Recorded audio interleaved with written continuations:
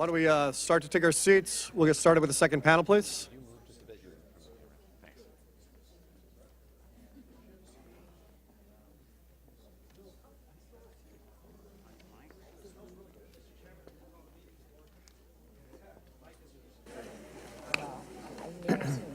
So Mr. Baum has just asked me to call the meeting to order, and so I have no idea what the next panel consists of. I hope that it's more interesting than at least one of the panelists that you had at the last one. So I'll turn it over to the great Chris Sabatini. Well, thank you. This panel again reflects the issue. It also this spring issue of America's Quarterly. It also reflects, I think, as I was saying before, some of the original ideas behind America's Quarterly. Just trying to get younger, provocative scholars to talk about Latin America and U.S. policy and Latin American international relations in ways they hadn't been talked of before in the past, for reasons either of ideology as well as some of the, sort of looking at Carol, because you'll know some of the people I'm referring to, some of the old guard within academia who are still fighting a lot of the battles, academic and policy battles from the 80s, and just can't let them go. So this idea was to bring a new generation to talk and write and do research in interesting areas on Latin America that leave the old patterns of the past behind us where they belong. So what I'm going to do is two of the authors here, and Carol is someone who everyone told me I had to meet, and I finally get a chance to not just meet her last night, but also be in a panel with her. We're going to talk about sort of the changing dynamics of the economy, but also sort of the ways in which our understanding of Latin America hasn't kept up, and our study of Latin America hasn't kept up. Let me start actually with Carol, because I think your perspective is a little more broader based. Give me a sense in terms of, we talk about the rise of China and its trade to the region. We talk about how it sort of shaped trade flows and reduced in some ways the role or the position of the United States in terms of trade. How has that affected the political economy of the region and also their calculations globally? Well, it's a huge question. But it's also the topic of your book. It's the topic of the book I'm finishing this summer, right. So I'm assuming not all of you have had a chance to look at this issue that you were just gifted by America's Quarterly. There are wonderful data, and it's interesting because there's two stories in the data. One story is how, if we look in 1995 at the magnitude of exports from China to Latin America, it doesn't even register in the data. It was so minimal or minuscule. And if we look at the next measurement, which is 2005, in many cases, I believe there's 6 countries in the tables, the usual suspects, plus Colombia, the emerging markets. What we see is that certainly China has a larger presence in terms of exports and imports to these countries, back and forth trade, two-way trade, but it is no more considerable than that of the United States.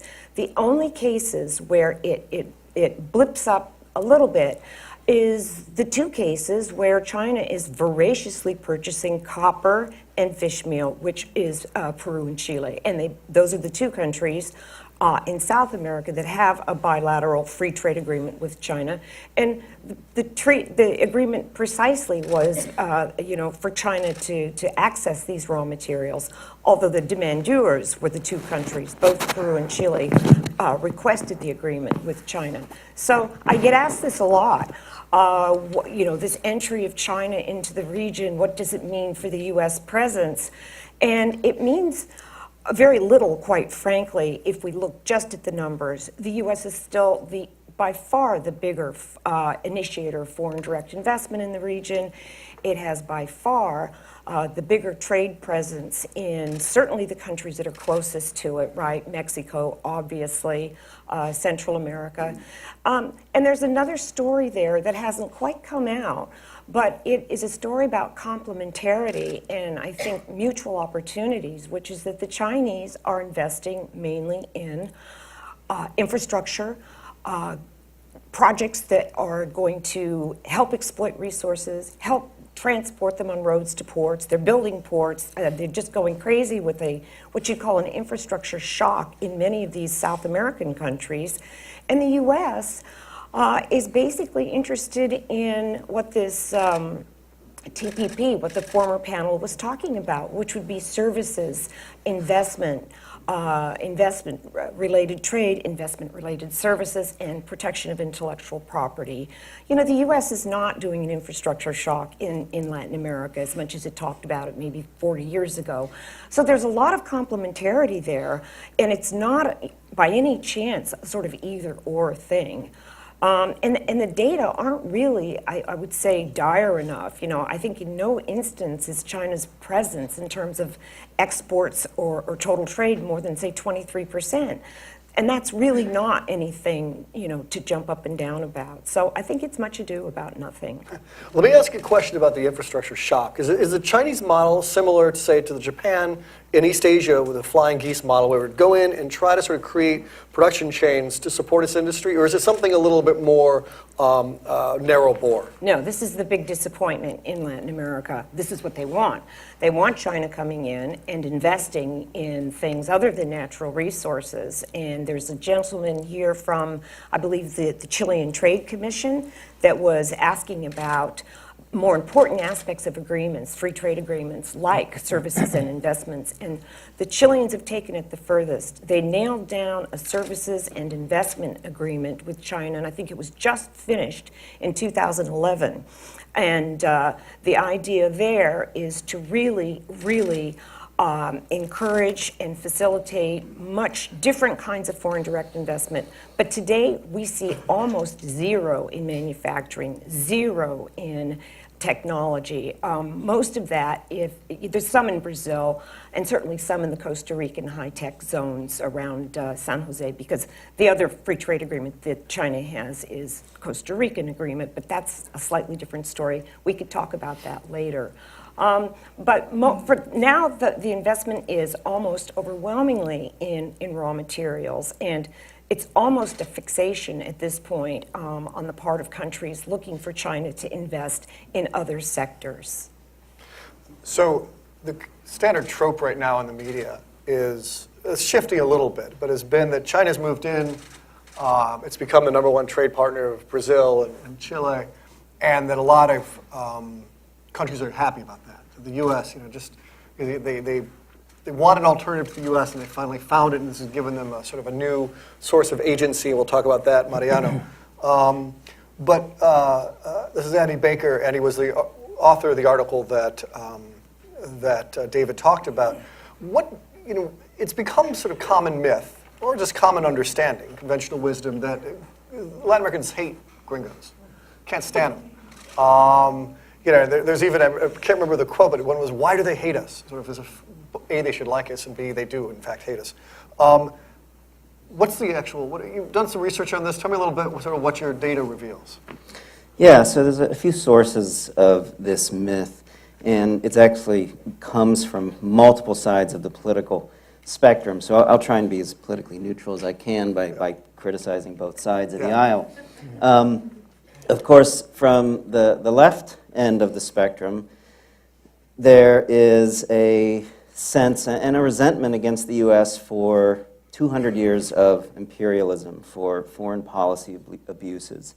And these are genuinely real things that have occurred. The U.S. throughout the early 20th century invaded Latin America something like 30 to 40 times. We colonized and occupied various countries.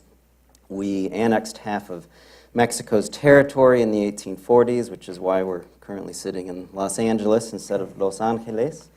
And the list goes on and on. It extended during the Cold War and so on and so forth. And so there's a general sense that there's a deep-seated instinctive resentment for these historical foreign policy abuses. But of course, this story is also useful to the right as well, because it generates the sentiment that the U.S. is under siege, that we are hated throughout the world, especially in our so-called backyard, and that we therefore need to ramp up defense spending and ongoing efforts to shape what the world thinks of us. At the end of the day, that general view that we are deeply disliked and resented in Latin America is categorically false. If you look at public opinion polling, which we looked at going back to 1995, measured annually, Latin Americans are overwhelmingly favorable, overwhelmingly express favorable opinions towards the United States. It's on the average of 3-to-1 favorable to unfavorable opinions. And what's particularly compelling and puzzling in some ways, but we have an answer to the puzzle, is that many of the countries that have been most historically victimized by U.S. foreign policy overreach and imperialism are actually the ones that are most favorable to us. The Dominican Republic, 90% of Dominicans actually express favorable opinions to the U.S. since, again, measured annually since 1995. And yet that's a country that we invaded not once but twice and militarily occupied for a period of 8 years. And left behind a pretty grisly dictator. Yes, yes. And yet today, in this day and age, 90% of Dominicans are pro-USA. And so that's both a pretty shocking finding, but also a puzzling one. So explain, first of all, what we often hear now, we hear about Chavez in Venezuela, Correa in Ecuador, Evo Morales in Bolivia, that these guys, these demagogues, sort of build their popular support out of a deep-seated dislike for the United States. They're tapping that classic vein of nationalism, anti-gringoism. Explain, so why are they popular then? Because they are legitimately popular. Is it their anti-Americanism? No, it's almost certainly not their anti-Americanism. So, yes, there are colorful statements by the likes of Chavez and Morales and others that are full frontal attacks against the United States in terms of their sentiment. At the end of the day, these things really don't match what you find in public opinion polls and where the typical Venezuelan, typical Bolivian thinks. Instead, what you find is, in many ways, what's taking place under the surface is the fact that people like the U.S., and in some ways this matches policy. So, for example, Chavez used to say all these colorful things, but he was more than happy to trade with the United States, more than happy to continue selling oil to us, more than happy to import various consumer goods from us. And that, at the end of the day, the more mundane side of things tends to be what matters for people's attitudes. Chavez wasn't elected because of his anti-Americanist positions. We, some ways, in the United States, would flatter ourselves to think that Venezuelans were voting because of the United States or actually choosing Chavez because of his orientation to the United States. No, they chose Chavez for domestic reasons. They chose Chavez for completely different reasons that are divorced from his rhetoric about the United States. And so what does sort of explain more pro-American attitudes? Well, the way that we sort of resolve this puzzle is, at the end of the day, it tends to be, as I just alluded to, it tends to be trade, it tends to be investment, it tends to be migrant flows with the United States. We kind of group these various things, that Congressman Dreyer's referred to this a number of times, the exchange in international flows of people, of capital, of goods, of services. We group those under the category of international economic exchange. And what's really compelling is that the countries that have the most international economic exchange with the United States, in terms of their share of GDP per capita, are the most pro-American. Those, of course, then are the ones that are closest, the most physically proximate to the U.S. It's Dominican Republic, it's Guatemala, it's Panama, and so on and so forth. In contrast, the countries that are more distant from us, Argentina, Brazil, Uruguay, they tend to be less pro-American. And so distance doesn't make the heart grow fonder. Correct, it does not. Okay. It is still the case, despite the importance of policy and international trade negotiations, it's still the case the number one predictor of trade flows is distance. The closer you are, the more you're going to trade with someone. And of course, it's also the case that the closer you are, the more migrants there, migrant exchange there is. And so that's, of course, why the U.S. has heavy migrant flows from places like El Salvador and Mexico, and less, very minimal migrant flows from places like Argentina and Brazil.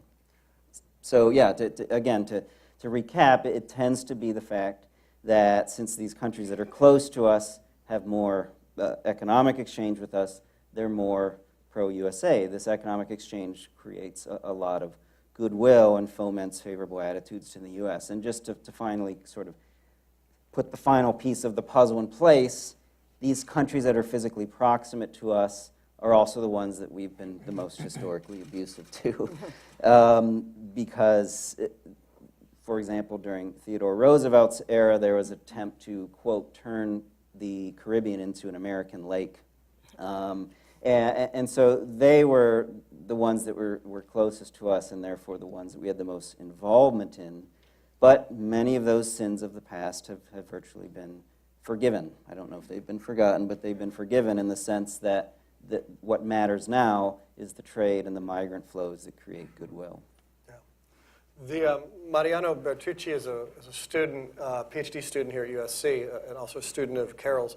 He wrote an article for us about, which I highly recommend. It was a fun article to edit and a fun article to receive, on sort of the state of U.S. academic research and publishing in Latin America. Tell us a little bit what you found. I think it's sort of telling also in the ways we've seen Latin America for a long time now, and maybe the ways that it needs to change. Yeah, well, you opened your remarks earlier this morning by saying that, or recalling this idea that the U.S. would do everything for Latin America except read about it, right? And a little bit of what I found on my research is that except read about it and write about it, right? Yeah. Basically do research. Basically this comes down to the following. Like I took the time to analyze the last 3 decades of research on U.S.-Latin American relations here in the United States and throughout Latin America. And in the United States, the stock of knowledge on the Western Hemisphere's affairs comes down to the following. Researchers in the United States tend to equate the study of U.S.-Latin American relations with the study of U.S. foreign policy towards the region. And this has come at the expense of disregarding how countries, most notably Mexico and Brazil, for example, define their preferences, their interest, and how is it that they decide or not to engage cooperatively or on a different basis with the United States on any issue. The other very clear substantive pattern that comes out of this analysis that I've done is the following, is that this overwhelming focus on U.S. foreign policy towards the region has also come at the expense of systematic analysis on those pressing issues that are at center stage of the current policy agenda in the Western Hemispheres. Just to name a few examples: migration, narcotics, energy cooperation, the environment, trafficking of people, gangs violence, and so on and so forth. Basically what we are lacking is not only an understanding of who and how decides what in terms of foreign policy making towards the United States south of the Rio Grande, but we also are lacking a more systematic understanding on how could the U.S. and countries in Latin America as well could come together to achieve sustainable cooperation on any of these pressing issues that are right now at center stage of the policy agenda. So I want to make sure I have this right. Forgive me if I sound incredulous. You're saying Latin American governments can determine their own foreign policy? Absolutely. Yeah, absolutely. But this is communist? Well, but this is a little bit of the idea that has become commonsensical here in the United States, and another one is one of what Andy as a research suggests, right? This idea of anti-Americanism, right? Like there's this common wisdom around certain issues that pervade the policy discourse on both sides of the Rio Grande, right? And that might be electorally profitable, but that missed the mark at the time of sitting down with countries south of the border and say, okay, what are your interests? How is it that we can achieve sustained cooperation on this or that issue, right? And when you start testing these propositions that have become common sense, you find that they are not there or are completely misleading in terms of what are the interests and what is that these countries really want, and the autonomy, the high degree of autonomy that they have in shaping their own policies, right? as much as the U.S. has. Yeah. Now, Carol, you've lived in Washington. You were at SAIS for a while. You're one of the few academics who really looks at policy issues, tries to apply. What we've said here, applying the tools of social science to real-world issues, but also policy issues. What is your sense, based on your own research, why does this matter? What difference can it make? I mean, you before were at an institution that sort of occupied that sort of space at SAIS. Yeah, for better or worse. I wasn't going to put any words in your mouth. Well, I think both of these colleagues, to my left and my right, have shown, let me start with Andy's work. He wrote a book at Cambridge Press that came out several years ago that looked at attitudes toward trade in the region and found that actually civil society across the region, across countries in the region, were much more favorably toward trade liberalization and trade opening than the discourse would lead you to expect, right? And in Mariano's case, I'm biased, but I think that this notion that, many famous scholars have written on U.S.-Latin American relations, and we're on edition 3 of a very famous book that I won't mention, but it's lamenting.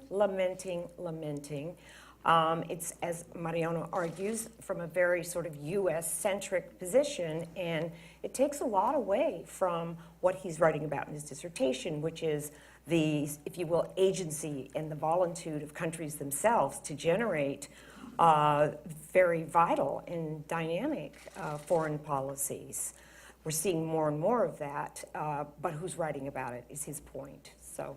Well, also, it also talks about, and this is true, both cases, sort of the tools of social science haven't really been applied as rigorously as they have in other disciplines. And so, you're a political economist. He talks also about sort of the dynamics and the processes of economic integration and sort of how countries decide and embark on that. I mean, what's your sense, even from your own research, about what's driving this push in Latin America for greater integration at a number of different levels and all the different possibilities and levels?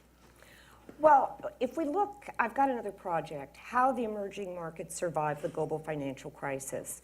And if we look at the Latin American cases, which are vibrant, right? Argentina, Brazil, Chile, Peru, and to a certain extent, Mexico, what we see is that they survived the global financial crisis by undertaking a lot of opening 10, 15 years ago, implementing a lot of important institutional reforms, especially in the financial and banking sectors, and that countries that had already opened their trade regime did much better with the rebound from the crisis because the crisis fell heavily on trade due to China's drop in demand.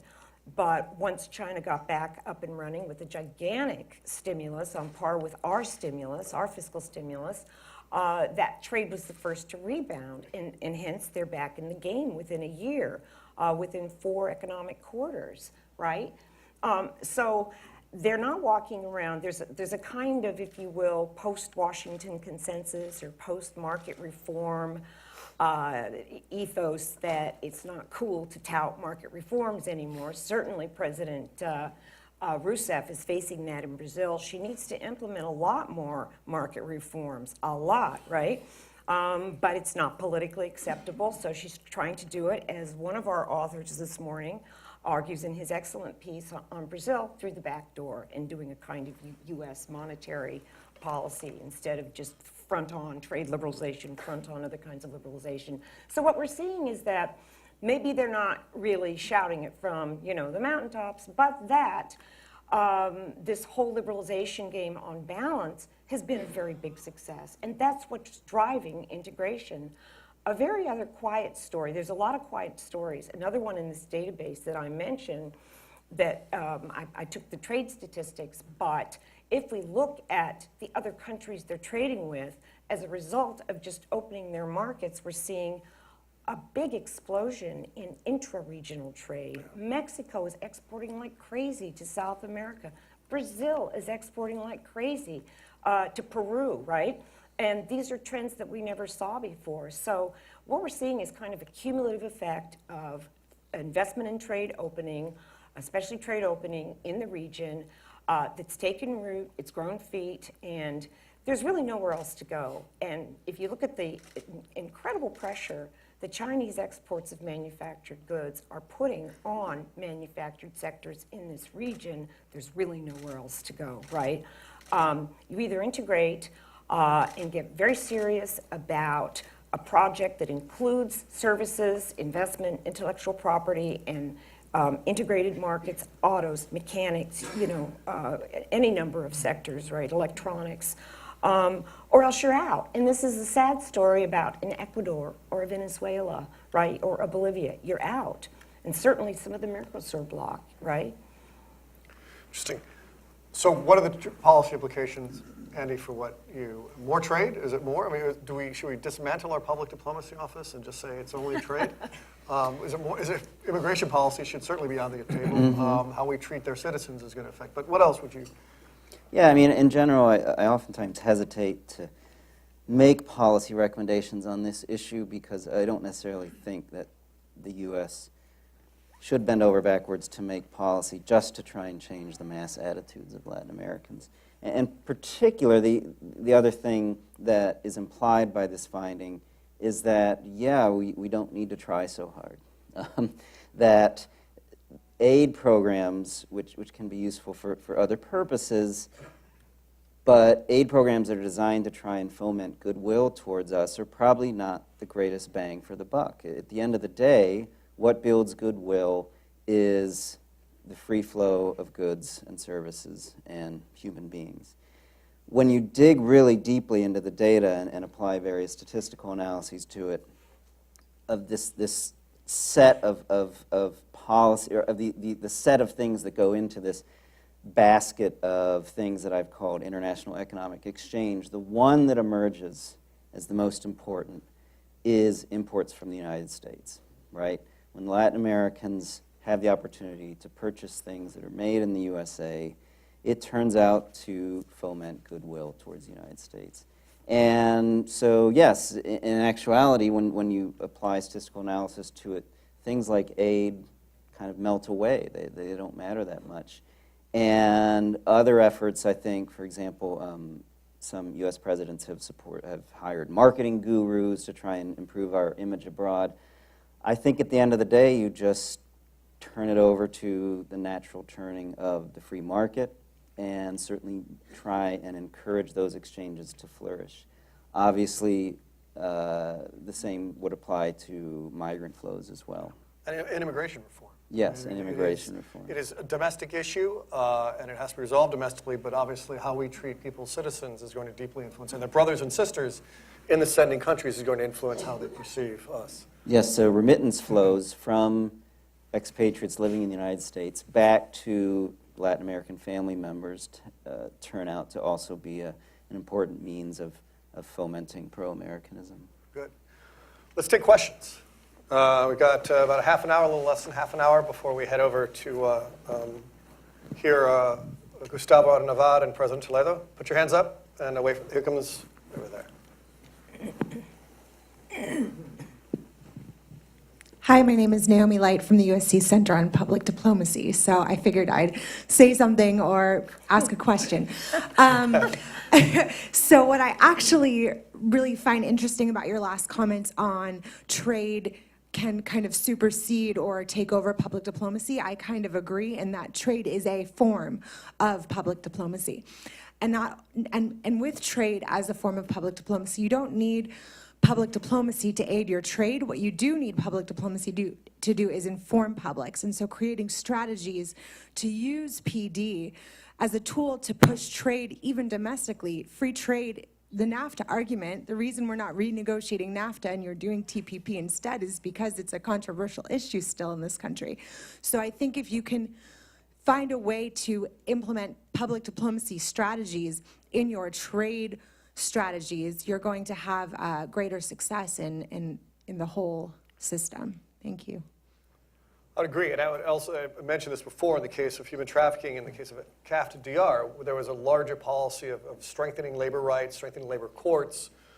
We've built in now into a number of trade agreements, changing environmental laws that really sort of elevates the overall standards, but obviously helps sort of proliferate this idea of U.S. support for issues of environment and other things that are very important to sort of our image and image overseas.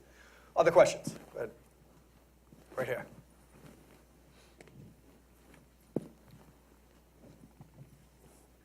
Good morning. My name is Olga Garay English, and I'm with the City of Los Angeles Department of Cultural Affairs. And both in the first panel and to a lesser extent in this one, you know, the emphasis has been on trade. You just said trade of the flow of goods, services, and human beings.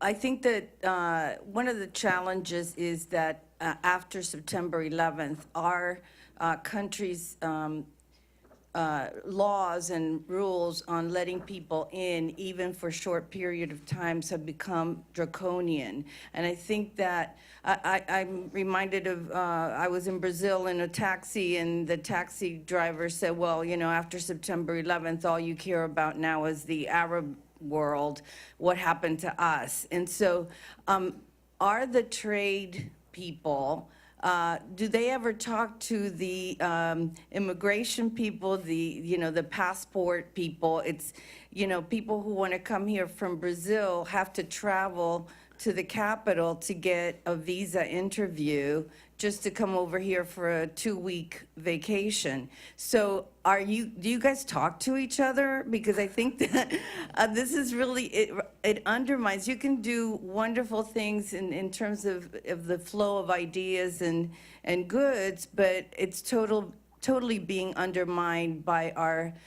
draconian policies on visiting the United States. Yeah, does anyone want to answer? Maybe Carol. I will, having been a creature, and Jeff, weigh in as well, because you're also a creature of Washington. I do think there's a serious disconnect in all of those things.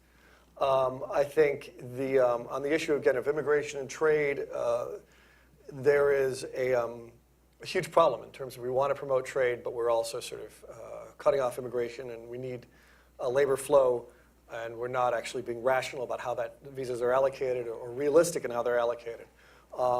On the issue of attention to Latin America, it's a difficult thing, because I think there's an article be written sometime that Latin Americanists are probably the whiniest experts ever of any region.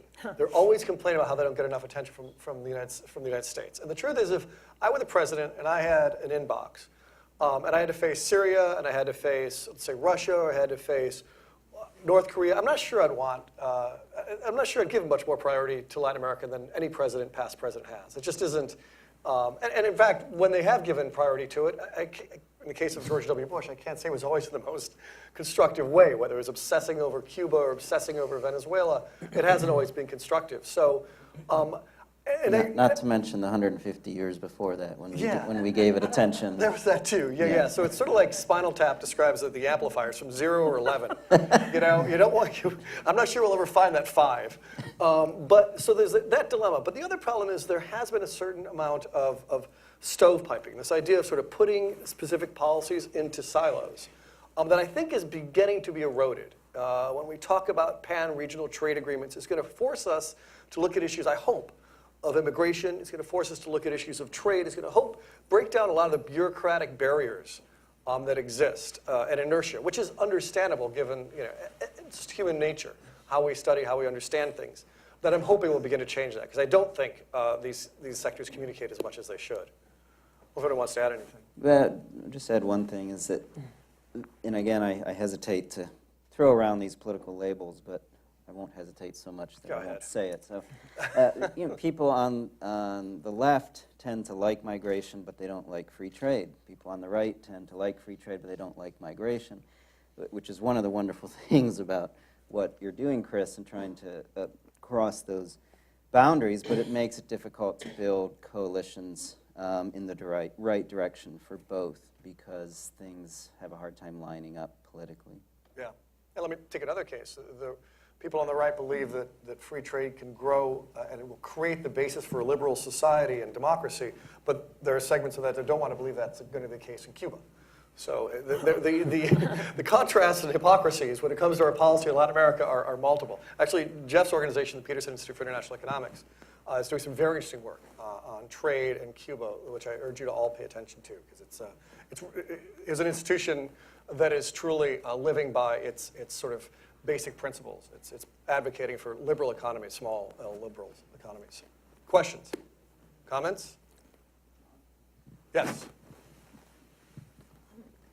Sorry, I'm probably one of the only people from industry here. I just wanted to chime in and Please. say, it's interesting to me that working for a global company, sorry, I'm Jesse Calvillo from AGQ Labs, traveling to Europe, and we have labs in Chile and Peru, so we're very interested in Latin America. The lack of effort on the side of the United States to help other people in other countries understand our policy, not just our foreign policy, but trade policies. You know, you have in Europe, for example, DG Sanko, or in Japan, their Ministry of Health and Welfare established very simple databases for people to understand maximum pesticide residue limits when they're exporting to there. The United States has a website, the ECFR, that's very difficult to understand, and trying to talk to any US officials about what does it take to get something here? What happens when the FDA, detains something at the border? The brokers understand what's going on. The people who are in the day-to-day, in the trenches, get what's going on. But on the level of governments and on the level of kind of everyday people, neither the people here in the United States always really understand, nor the people in Latin America. And I'm just wondering if there's any effort being made to make some of those things. I mean, it's building a database. That's easy. Foreign Agricultural Service has tried to kind of do it. And I also wanted to know, when you guys are talking about trades of goods and services, perishable goods, how do they differ from non-perishable goods when you guys are looking at that? Oh, just a clarifying question. So the commercial service in local embassies is of little use. This is what you're saying? It's the raison d'etre, right? I mean, it's what they're supposed to be doing. What I'm saying is that at the end of the day, for a lot of our clients, it's difficult to understand, what the policies in the United States, some of them, when it comes to fresh produce, really mean. And I see that not just in fresh produce, but I see it in other places. And I highlight fresh produce because it's something that is important and immediate. You know, when you have a problem or a question about fresh produce, I can't wait, or exporters can't wait 3 weeks to have an answer. They like to have an answer within a couple of days. First of all, you can see why Carol's not a diplomat. Any answers? Differences in perishable goods and goods, and sort of, and I think, well, I'll answer. I won't abuse my role as chair here. Go ahead. Well, I mean, in trade policy or trade negotiations, agriculture has a place. It's always a difficult place to get. I mean, we're always talking about getting rid of subsidies and liberalizing and, increasing market access. But what you're talking about is actually the mechanics of goods sitting in the warehouse rotting until they're admitted into the U.S. ostensibly, or, yeah. That I'm not up on. That I'm really not up on. And I would imagine that would be, I would imagine it would be governed by, the trade policy itself. Either the policy's open or it's not open. And what you're saying is that when it reaches the border, i.e. it reaches the Port of Los Angeles, there are apparently issues around, genetically modified? What are the issues? Oh. My question is generally about the communication for the understanding, or when there are new efforts taken upon us abroad, public-private partnerships or other things. At the end of the day, usually when I'm interacting with people in other countries, and I have a lot of interaction with people in C4 and in Costa Rica and in Mexico, they have very little kind of information that's easily accessible to them. Mario. That, coming from the focus on scholarship on U.S.-Latin American relations that's available, somewhat correlates, interestingly, with what you're saying, because I did point out how parochial U.S. scholarship could be in terms of U.S.-Latin American relations, but my research also finds that Latin American scholars can be as parochial as U.S. scholars as well. So And if you pay attention to how many times or how is it that scholars across the border reference each other, if at all, it's striking to know that that doesn't happen very often. And for instance, at least half of the research on the last 30 years coming from Latin America has focused on free trade issues, NAFTA, the free trade area agreements, free trade area agreement interactions, and so on. But attention on those same issues on the part of the United States has amounted to less than 10% of the whole scholarly attention. So going back to your point, the efforts that the U.S. might be doing or failing to engage with to get their points across and better communicate their interests and policies, it's also a shortcoming that Latin American governments might be suffering from. And I think there's a good deal of work to be done by bringing policymakers on both sides of the negotiation together with scholars around a policy agenda that hopefully could be peer review on clear issues and to see how is it that a cooperation could be achieved on a sustainable basis. Before I give the microphone, he already has it. Before he uses it, David used it. I just want to say one thing on that is this is an issue that was also mentioned by Carlos Valderrama, who had a question in the first panel about the need for greater fluid and regular contact between people who want to produce or of all sorts and counterparts to be able to, and there's a lot of gaps there to be filled, as Carol very undiplomatically mentioned, the commercial attachés are not doing. David.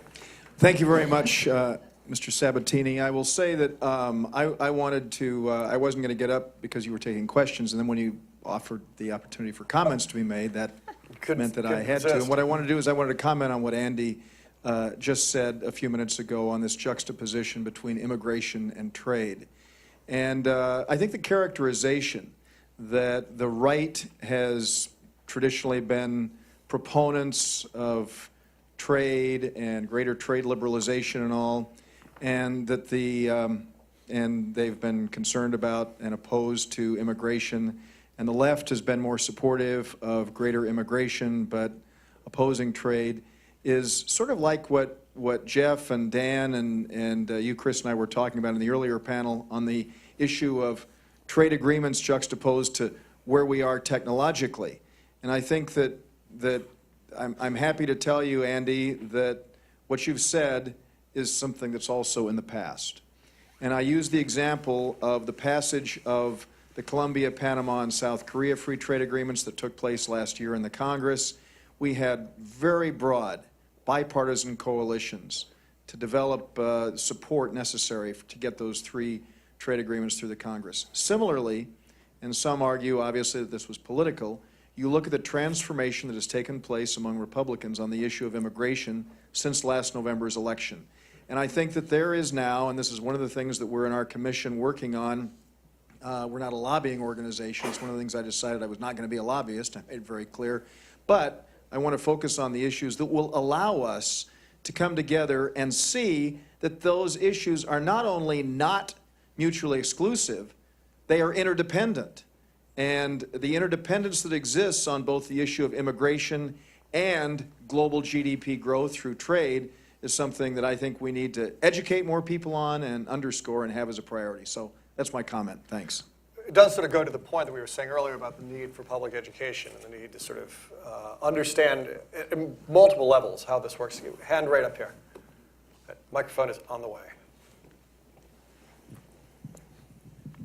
Kevin Clouden with the Milken Institute, and slightly congested, so please forgive me if I'm not intelligible.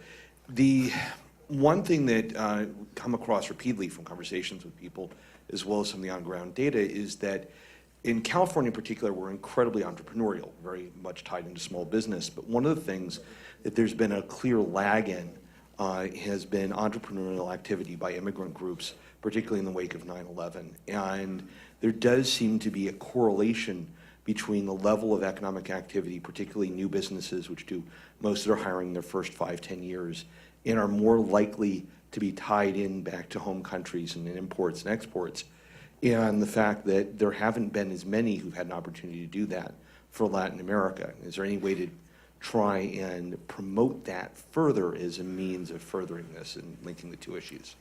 Carol, I know this is work that we were talking about last night, actually, in some ways. Right.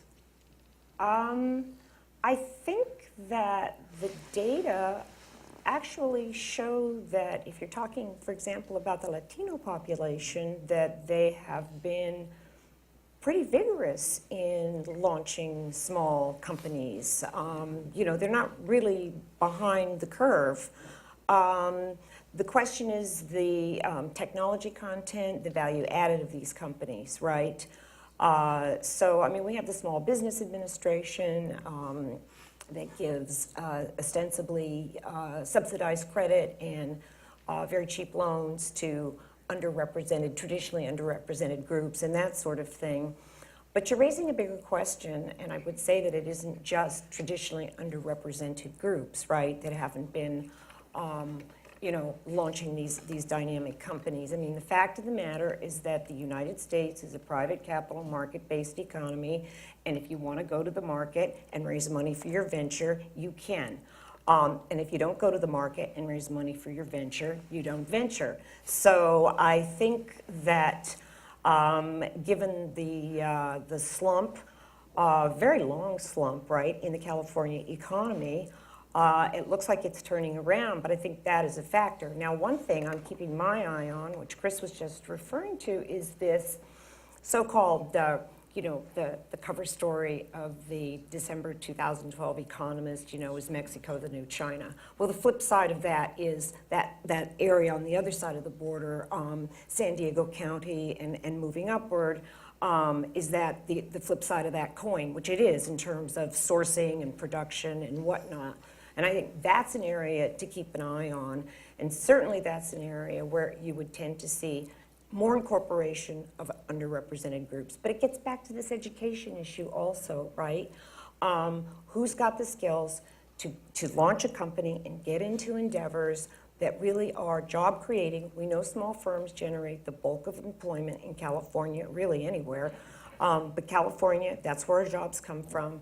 And you know, the question is, the kind of chain of command, are we feeding people into the economy that have the wherewithal, and it's a high-skilled endeavor, to raise the money, launch the company, and keep it going, right? And I think, I know the Milken Institute's been very active in this question, and I think it's something that I'm beginning to look at in my own research. I think it's really worth researching, you know, what exactly is going on? Who's involved in these companies? And what are these value chains? Like, where is the chain, you know? You hear all these buzzwords about productivity chains and value chains and export networks. Well, what exactly is going on? Who's involved? And what does it mean for, especially in, you know, the California economy? I just want to say, too, that there are a number of things that have come up that have given me ideas as an editor. Editing a quarterly magazine, to paraphrase one WAG statement about history.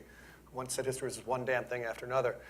This is like one damn issue after another. So I've always got about 120 pages I have to fill. And looking in detail at these value chains, as you talked about, a couple of and also sort of the reasons for the disconnect in communication about you know, exports and standards and so on are really good ideas. And I really do you know, welcome any ideas you have for authors and research on this topic, because I think that, you know, we're identifying lacunae in our own understanding of this relationship. And I think it's you know, we can't understand it because we came here, you know, to talk about it. We obviously follow the region. There's clearly something that we need to know more about. And so thank you for the ideas. One last question, right over here. Hi, Bob Pettit with the UCLA Anderson School of Management. Andy, I was intrigued by the fact that Mexico followed Argentina in terms of the anti-American sentiment being greatest, which surprised me, given the success of NAFTA and just the fact that distance is not a factor in this case. So the question really is around on the other hand, there's opportunity. We've talked about how Mexico, I guess 40 cents of every dollar exported from Mexico actually contains some kind of U.S. content. We know that the cost of labor in Mexico is now competitive with China. There seems to be a great opportunity in following the previous question from the Milken Institute that there's entrepreneurship in California. What can Mexico do to actually tap more into the available capital, available entrepreneurship, overcome whatever it is that you're seeing in your research that perhaps is actually putting a brake on greater economic development between the U.S. and Mexico? So I can address part of that. So I wouldn't necessarily say that Mexico comes in as the second most anti-American. I would say it comes in as the second least pro-American.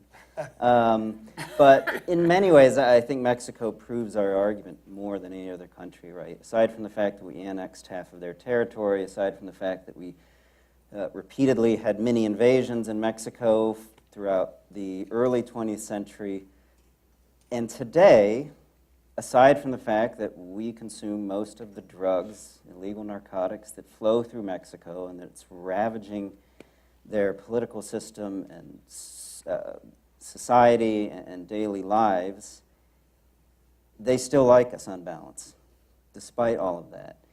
And so at the end of the day, I think that we've kind of reached a limit in terms of the extent to which trade and perhaps migrant flows, we could certainly create a system, as I alluded to earlier, to create a system that treats Mexican migrants better and helps us integrate them into our system more long-term in a better way. But I think in terms of fomenting international exchange, we've kind of reached a limit with Mexico and the extent to which we're going to build pro-American sentiment, because we already have highly free trade flows and, to a great extent, highly liberalized migrant flows with Mexico.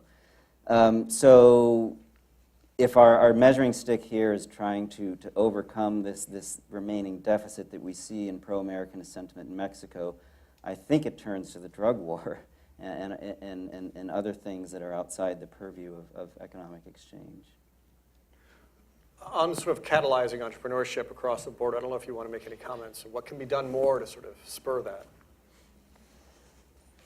Well, don't get me started. Go nuts.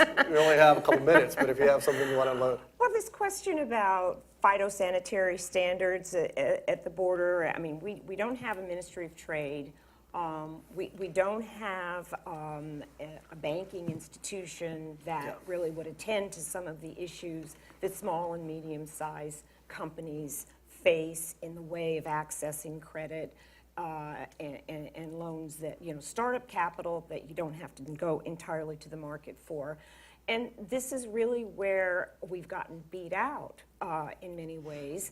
I'm not saying we should go full force Keynesian and start intervening all over the place, but I think that if you just leave these small and medium-sized producers to themselves, it's really a struggle because every bit of the competition is subsidized, all kinds of different perks and whatnot. And again, I'm not saying we should distort our production structure, but I'm saying that we could give it a little more of an oomph than it's been given. Yeah, and there's a lot of unmet promises about NAFTA around those issues that maybe they'll fall into a TPP. But even in the area of, say, infrastructure that exists on the borders, I mean, to sort of take your argument a little bit, despite all the woeful infrastructure between the two countries, we have such positive trade flows in the case of NAFTA. It sort of proves how powerful NAFTA is, despite all the hurdles. Jeff, one last comment. I'd like to get back to the previous question about Mexico, because I was a little unsatisfied. And maybe your research can clarify things a little more. Half of Mexico, the northern half of Mexico, is integrated with the United States. The southern half isn't. And the biggest problem in that regard has been the lack of infrastructure and opportunity within Mexico to use the resources, the gains from the trade, to develop the economy. Now, there's hopeful signs that the new government is pushing the energy and fiscal reforms that have been lacking over the past decade. But does your research divide between the country, or do you just have data for the country as a whole?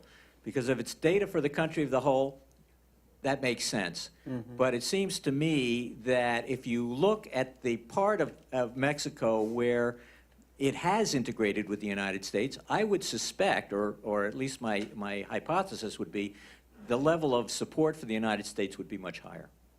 Yeah, I certainly agree with you. Again, oftentimes I'm uncomfortable with using our measure of success here, the rate of pro-Americanism in Mexico. I don't think that's a terribly, should be the utmost policy goal here. So I certainly agree that building infrastructure, further liberalizing migrant flows, further connecting the southern half of the country to the United States would be wonderful on its own merits. And at the same, okay, so yes, it is the case that Northerners are more pro-American than Southerners. Do you have within disaggregated Mexico. data to show that? Yes, You yeah, do? Okay. absolutely. But it's really not a very large gap. It's 10, 15 percentage points, right? And so my conclusion is we should do all these things that Jeff just said in order to build Mexico's economy and in order to promote trade flows between the two countries. But, you know, it may tweak overall levels of pro-Americanism within Mexico to a certain degree, but I don't think that the effect would be terribly overwhelming, and in part because there's other issues out there. I would add, if you added the former parts of Mexico, like California, you'd find them to be very pro-American. Speculation, it's the hypothesis worth testing.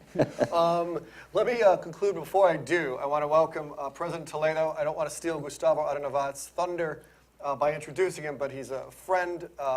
You're going to be in for a treat for this speech at the lunch. Former president who rose from poverty, PhD from Stanford. I like to believe what he's most proud of is that he's on the editorial board of America's Quarterly. But I'll let him say that. But thank you. I'm very glad you could make it, President. Well, please join me in thanking the panelists now.